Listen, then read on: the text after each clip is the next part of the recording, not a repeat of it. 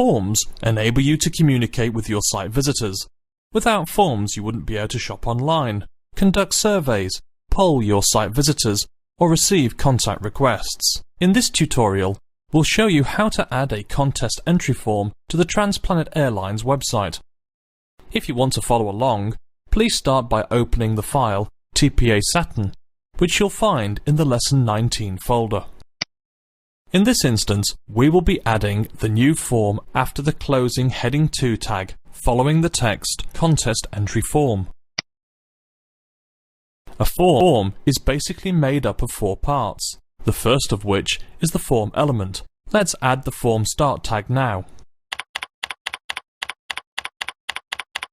Next, we'll use the paragraph element to create a paragraph, which will be used to house the first of our form elements.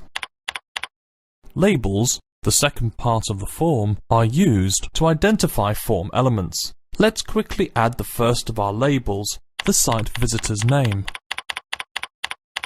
Before we start exploring the attributes of this element, we'll now add the input form control, which is the third part of the form.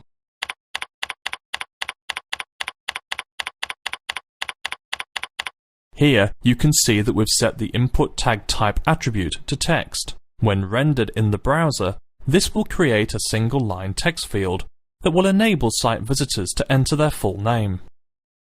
Looking back at the label element, you can see that we've included the for attribute with the value full name. The for attribute can be recognized by assistive technologies such as screen readers and binds the text contained within the label element to the name text field through the input tag's ID attribute.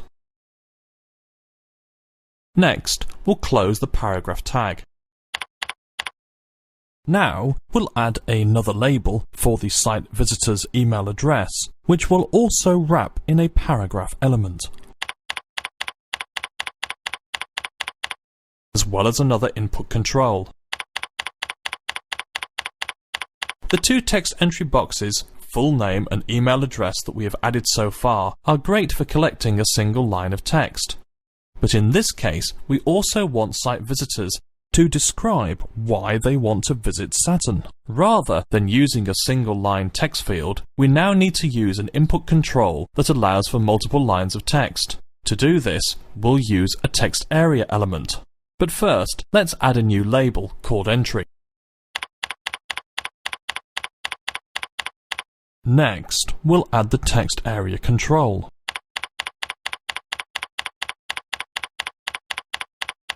Text area is an open-ended multiple-line field capable of adding large blocks of text. Notice that in the text area field, we have included the attributes cols and rows. These define the number of lines, the height, and the number of characters in each row, the width, respectively. Now, all we need to do is to close the last paragraph tag, and then also close the form element. With everything in place, we'll switch to the browser. As you can see, our form is starting to take shape, but it still needs some more controls, which we will be adding in the next lesson.